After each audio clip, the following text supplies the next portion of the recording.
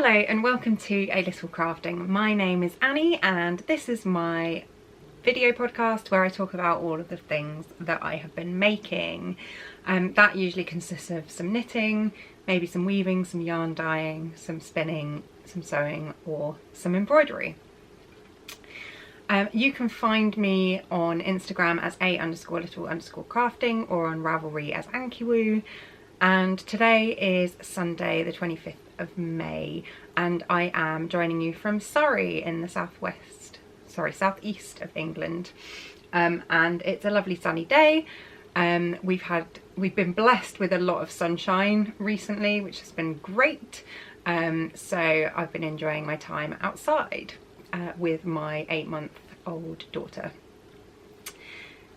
Let's get cracking and onto the content. So I'll start with what I am wearing, and that is the Same But Different cowl by Cheryl Faust. I will stand up a little bit so that you can see this one.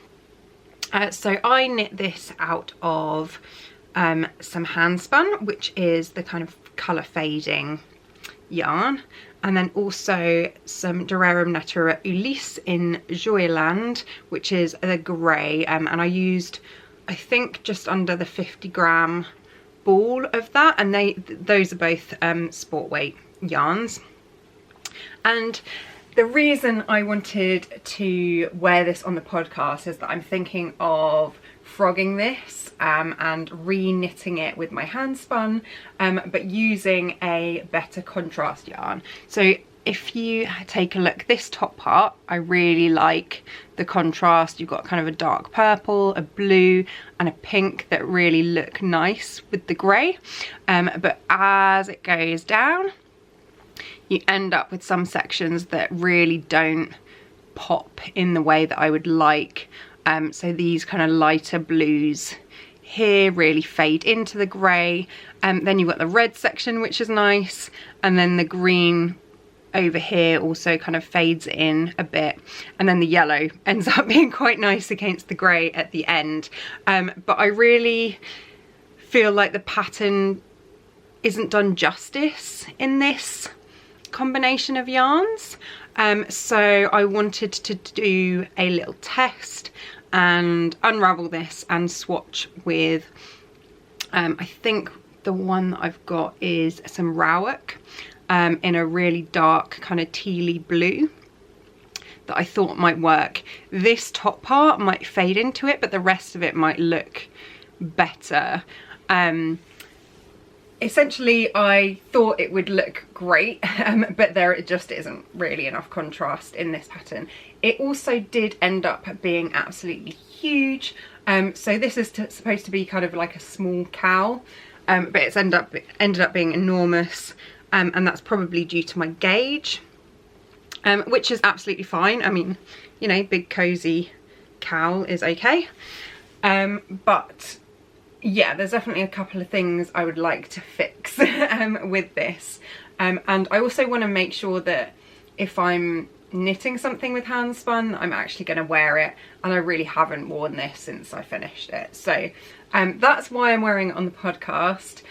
I will see how I feel. My husband actually really likes this the way that it is, so he said to me that he doesn't think I should rip it out, but like I said, if I'm not wearing it, it's worth doing something. Let me know what you think. Is it good how it is, or should I start again with a different contrast yarn, or a different main colour is what I should be saying. So yeah, that is what I'm wearing at the moment, and yeah, I was really pleased with this handspun. This was one of the first spins that I did. It was some Hedgehog Fibres. I think it was one of their club colorways, and it's just a whole load of different neons, which is really nice. I can't remember how I spun it. It's probably a 2-ply, knowing me, and it would have been spun worsted rather than woolen, because I haven't got the hang of spinning woolen yet.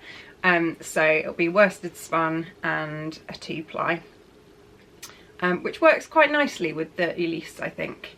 but it should also work nicely with the Rowok sport weight. So yeah, that is where I am with that one, and thinking about frogging it before autumn.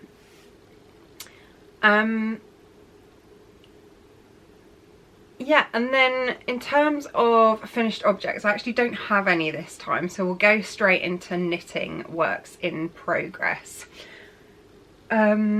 Starting off with the Ginny by Andrea Mowry. I am knitting this in Fibre Company Law in the colourway Ambitious, which is a lovely green colour. So it looks like this, and I have to say, ooh, is that gonna, are we gonna focus today? Yeah, there's the colour. It's coming out a bit darker than it is in real life, but I have to say I'm really pleased that Fibre Company Law can be bought in 25 grams balls. So you can get the 100 gram skeins, and then I also added a 25 gram ball because what I'm doing is I'm just knitting the belt for this cardigan separately. And it also is really helpful, so if you run out of yarn and you go, oh, I need a little bit more, you can get a 25 gram ball instead of spending the money for a whole 100 gram skein. So I've realised that's actually super useful if anyone's thinking of trying the Fibre Company yarns. And it is a DK weight yarn, but because of my very loose gauge, I am knitting this on 2mm needles. I am knitting the second size, and I am absolutely loving the way that it's looking at the moment. So last time I was on the podcast, I think I was finishing off the body. I've now done the body, and also started and finished the shawl collar, and this is how it is looking at the moment. So one thing I would say is I love the construction of this shawl collar. So I've got some other cardigans with shawl collars. I've got two, and they have massive shawl collars that are really wide all the way around, but for this one you do short rows, so you make this top part much thicker, I suppose, or much longer, and then the bottom ends are just this strip, and I think it looks really, really smart and also quite cozy. So I'm very happy with that. Like I've said before, the stitch pattern is really nice and simple, but also not too simple, because you do have to think about every 6 rows doing something slightly different. And then the ribbing is nice and long at the bottom. So what I did was, when I finished the body, in order to help me pick up the stitches for the shawl collar, I steam blocked this, and also to check the length. So I'll pop a picture here of how it looked when I tried it on. And then the shawl collar is also in garter stitch, which is absolutely lovely again. Nice and easy, just doing the short rows first of all. So I don't know if you could see them. I don't know if you'll be able to see them at the back. It's quite dark, but you can see it's got kind of this very wide part at the top, and then it diminishes all the way down, thanks to those short rows.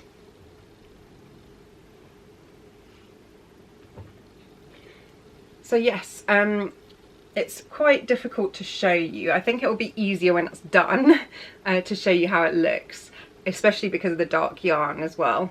But super happy with it at the moment, making good progress. I now need to pick up and knit the sleeves. I wanted to show this to you before I did that, because I'm going to be knitting the sleeves 2 at a time, so it'll be really hard to show you kind of the object in its full, because it will probably be scrunched up. So I'm hoping by the next time I record, which should be in about a month, I will have a finished object to wear in the next episode. Like I've said, I've really enjoyed this project. It has possibly taken me a bit longer than I thought, but I've been dabbling in other things quite a bit, so you'll see in a moment that I've been busy doing other stuff. So yeah, there we go. That is my progress on the Ginny, and I'm really eager to have this available soon just to chuck on in the evenings, as it will be a great one for cooler evenings during the spring and summer, and then it will be probably something I wear all the time in the autumn, and a great colour for it.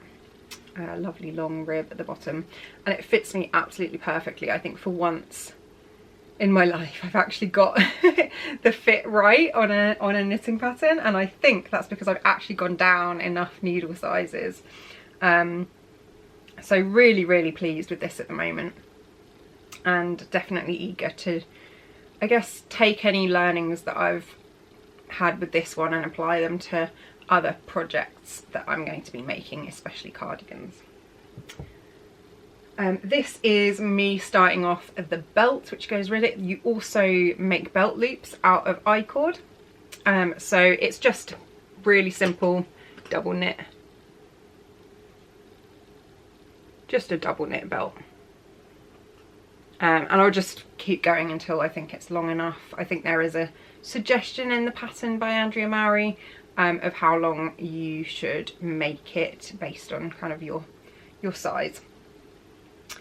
So yeah, that's generally going pretty well, moving along. It is now several hours later in the day because my husband came back with my daughter and she needed me, so I had to dash off and come back to record the rest of this episode. So without further ado, I'll get on to the other works in progress that I have after my Ginny. The next one that I have been working on is the Cedarwood Baby Romper by Sandra Magalhães, who is also known as AgalahosBughalos. And this is coming along really nicely. So I've got the first kind of top part done. You can have a look there. This is the back. Now I did start off just knitting this without a swatch, and I realised again my gauge is very loose, and I was using needles that were too big for the gauge that I wanted.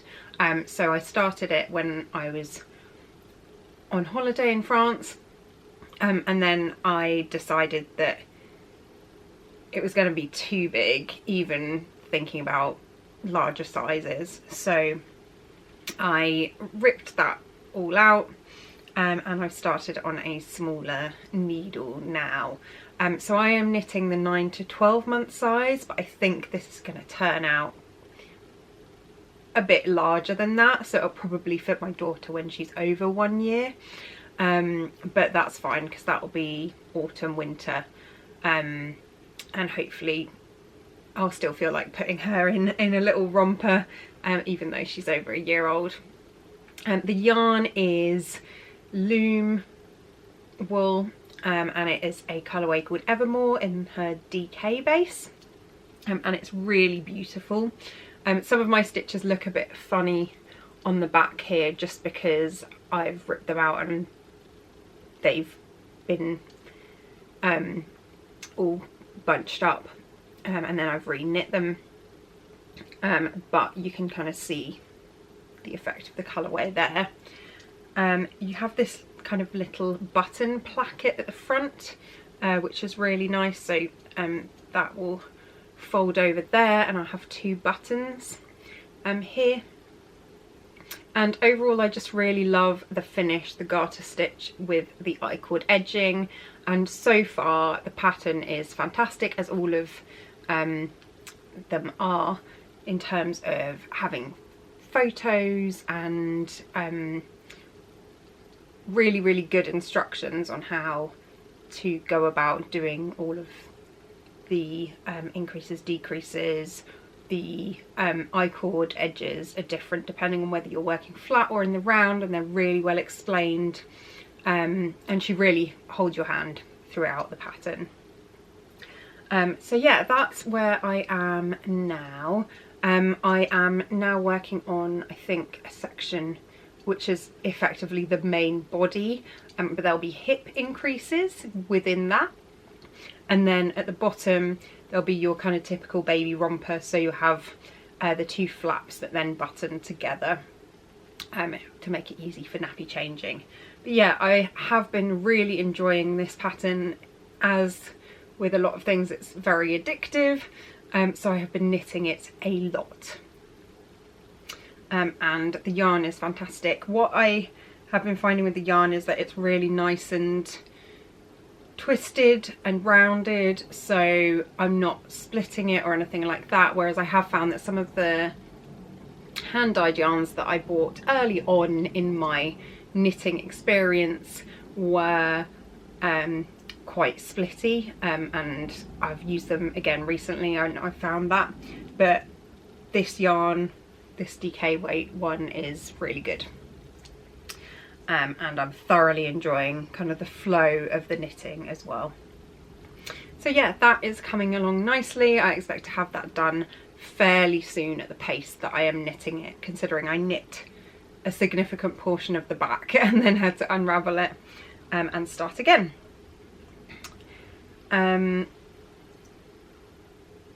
Yeah, I think that's all I've got to say about that one.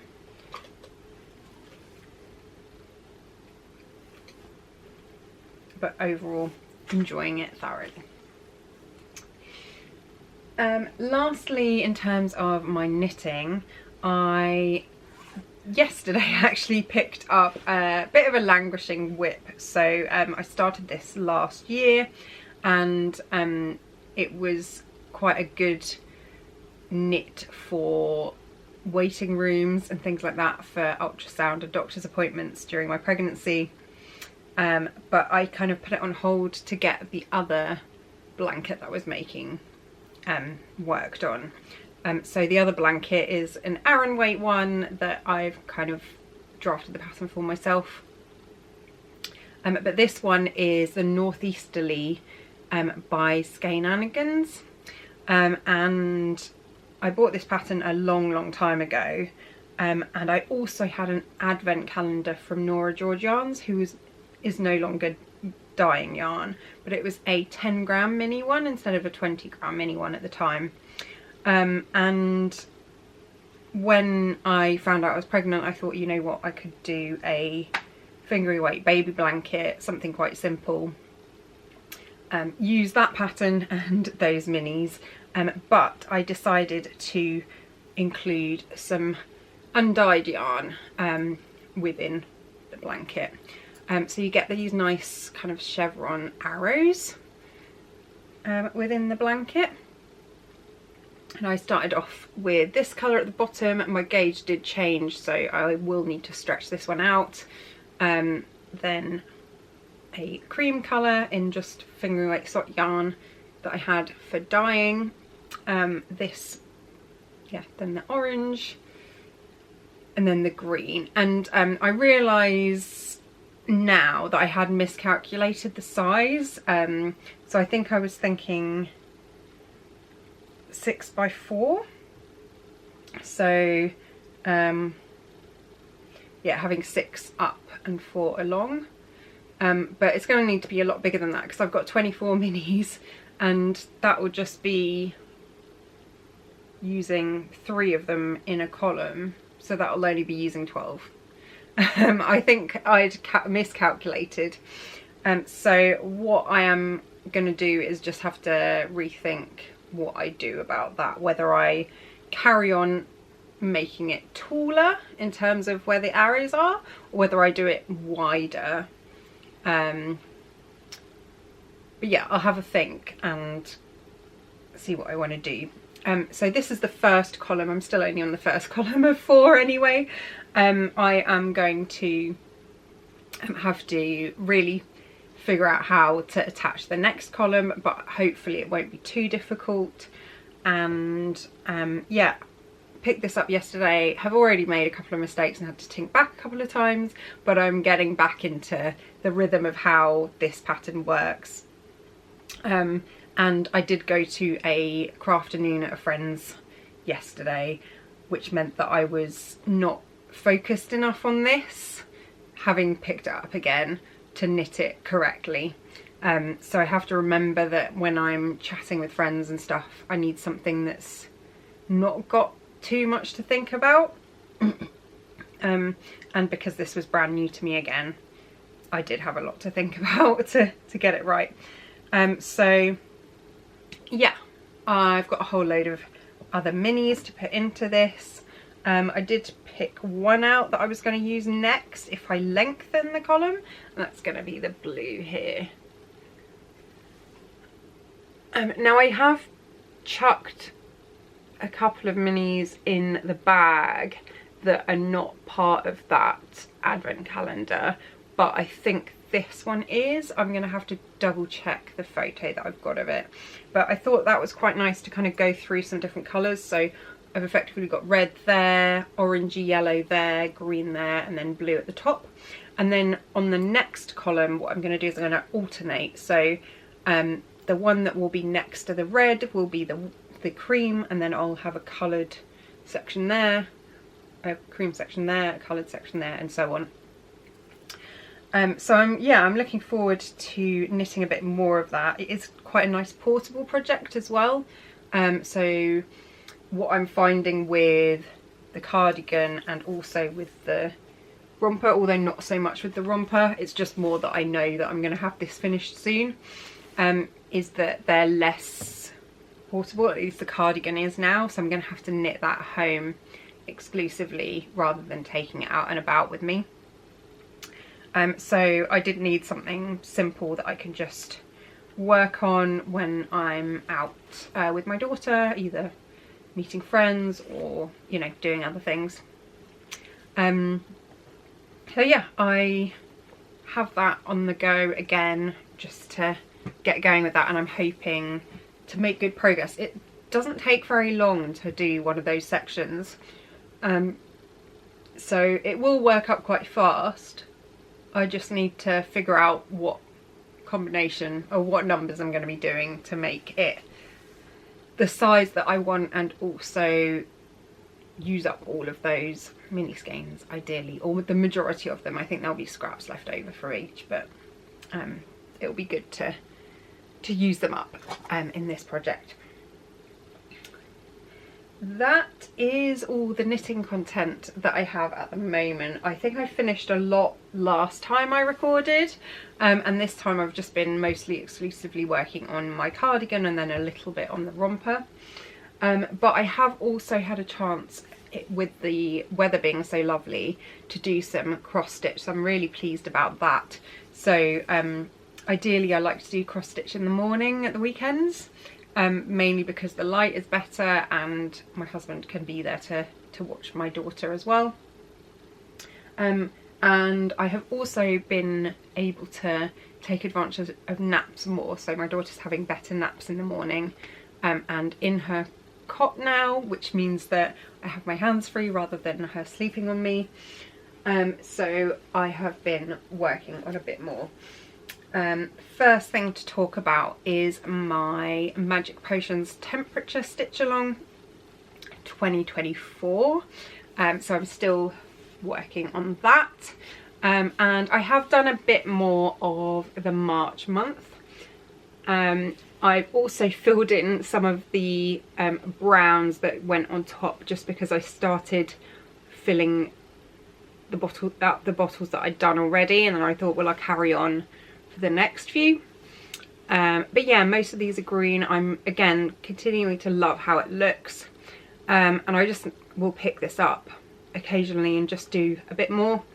And then I think there's another yellow coming up. Can't remember off the top of my head, but it's useful to have all of the data available now, so I can just stitch based on what I need to, rather than having to wait for a specific day to find out what the average temperature was. I'll give you the background. So I have been using my dad's weather station data to have an average for each day, and then each of those averages is assigned a colour within a range. So I can't remember off the top of my head how the range works because I worked it out all at the beginning of the last year, but the variance in temperature will be clear based on the colour changes within sort of a specific month. So you can see January was a bit colder. Now we're getting to the point where it's more green and yellow, and it will probably go into the other colours that I've got planned as well, so oranges and pinks I think later on. Although last year was not an especially hot year, which I was very thankful for being pregnant. But yeah, I am getting on with it. I'm still enjoying it, especially picking it up, putting it down when I feel like it. And it will get done eventually, but it is a bit of a mission. I had originally started at the beginning of 2024, and I was doing half an hour a day in the morning before work.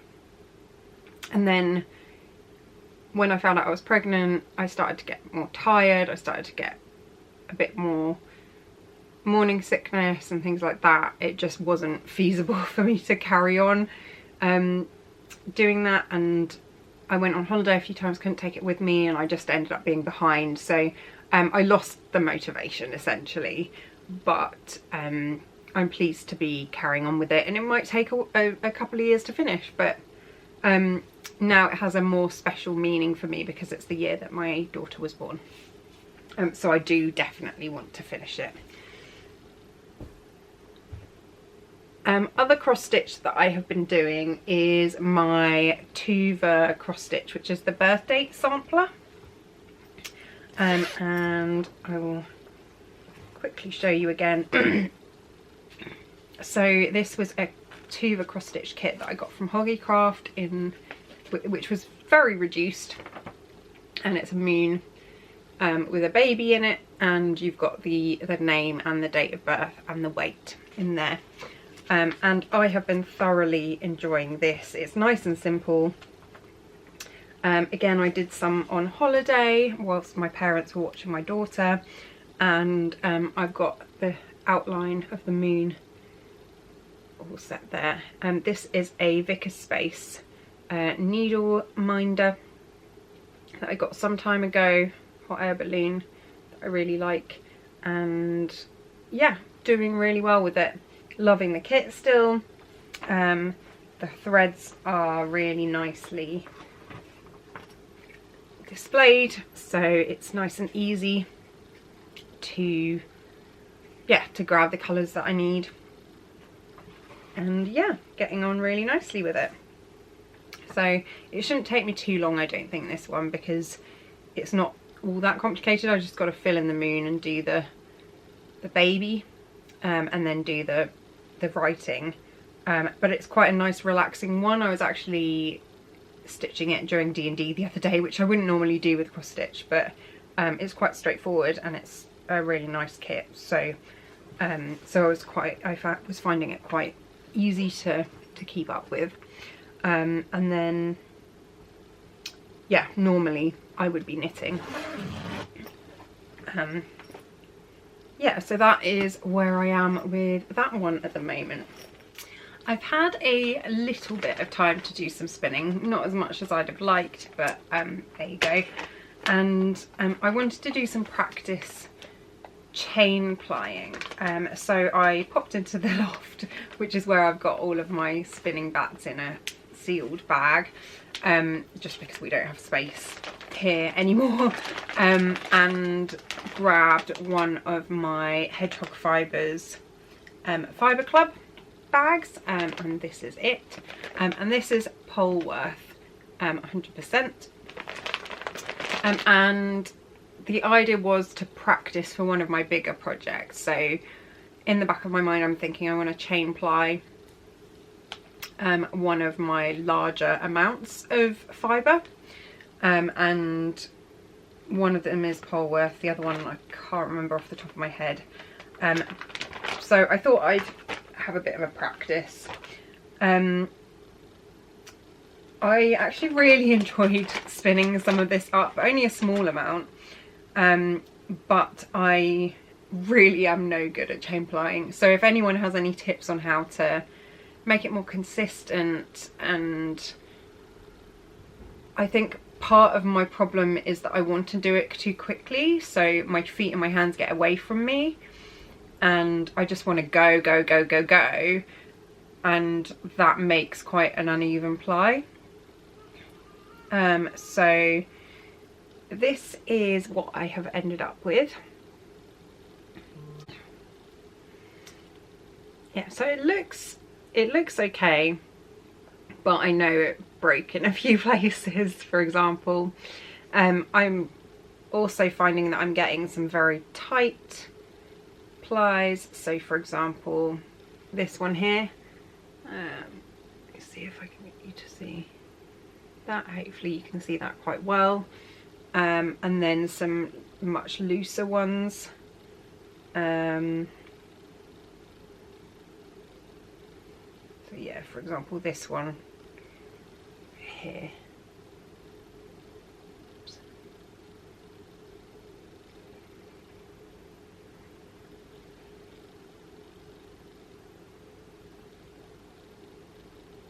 It's quite loose.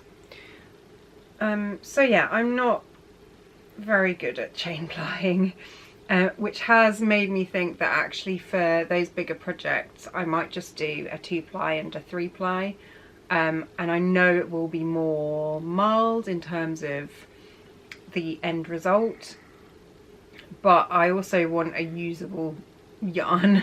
So I'm going to continue to practice, but especially for the Traveller shell, which is the next project that I want to get on my needles to make sure I can make use of it during the summer, I think I'm just going to go ahead and spin the fibre that I've got in mind for that, and do that as a 2-ply anyway, because I was thinking if I chain ply it might be too thick. I need it to be as close to fingering weight as possible, and obviously going from 2-ply to 3-ply is going to make it thicker unless I really try hard to spin a really fine yarn. I don't think I'm going to be that capable of that, and I just want to enjoy the process. I don't want to be stressing out that I've ruined my yarn because I've opted to chain ply it and it's come out really scraggly, especially when it's for something like a really nice project. So I'm hoping I'll still be happy with the outcome. Let's see. I'm gonna enjoy it. I think I will keep you updated on that, because I'll have to start fairly soon to have it available to knit with. But yeah, this colourway was really nice actually. Kind of some neons with some paler sections, and I really like the kind of acid green colour at the moment. So yeah, really nice colourways, and I'll hopefully use that one for something. And I'll keep practicing with the other bits. I might use this, or if I create a better chain plied yarn, I might use that for something for my daughter actually.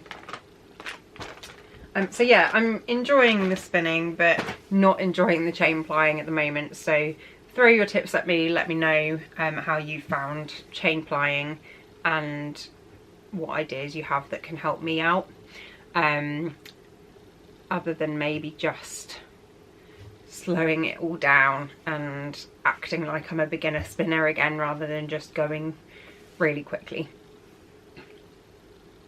Cool. Moving swiftly on to acquisitions, and then that's it for me for now, so it will have been a fairly short episode. I am planning to make a couple of little waistcoats, so the Woodland Waistcoat in particular for 2 little girls who I know. One of them is a newborn and the other is her older sister who is 2, and I thought it would be really nice to make them a little matching set. So I've picked up some yarn specifically for that, and that is these 2 shades of Malabrigo Rios. What I was thinking was I'm going to do the baby one in this pink. So this is colour 656 Lepacho, and I'm going to do the 2-year-old one in this darker pink, which is Seibo, C-E-I-B-O, just so that they have the same waistcoat but in different colours, which I hope they will like. It's one of those things that's a bit risky, isn't it, with siblings, whether they want the same thing or something that's the same but slightly different or not is a bit of a difficult decision. So I'm just going to go with that and hope that they enjoy them. I have knit the Woodland Waistcoat before, but I knit it using scraps, so I had striped 4 different colours. So I haven't actually finished that off. I need to enclose the ends with an I-cord edge, but I really enjoyed the process of knitting that, and it's going to be even easier with just 1 yarn. Plus I have knit quite a lot with Malabrigo Rios and I think it will work quite well. I haven't knit with it for a long time, so I do wonder whether the yarn has changed at all in the last few years since I last knit with it. But it's still 100% superwash merino wool, still worsted weight. It's got 192 meters for 100 grams or 210 yards for 100 grams, and recommended is 4.5 to 5.5 millimeter needles, but we know that's going to be wrong for me anyway. And yeah, like I said, I haven't used it for a while, but I really enjoyed knitting with it when I did. I've actually knit a sweater out of Malabrigo Rios, and I've knit a whole load of hats, and some other things with some of the other Malabrigo yarns as well.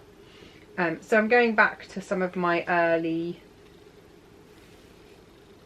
yarns that I used in my knitting experience, which is nice, and I'm looking forward to casting those on. So I will probably finish off the romper that I've got going and then switch over to the waistcoats after that. They shouldn't take very long. Last time it was a very quick knit, worsted weight yarn, a really quick pattern, a baby pattern as well. So fingers crossed, super quick, and I'll show you how I get on next time. Other than that, I don't have much else to say. Just like I said, enjoying a bit of sunshine here in the UK, and then looking forward to the summer, spending my maternity leave well. And yeah, that's it for me. Have a lovely crafty few weeks, and I'll return to you sometime in June. Bye.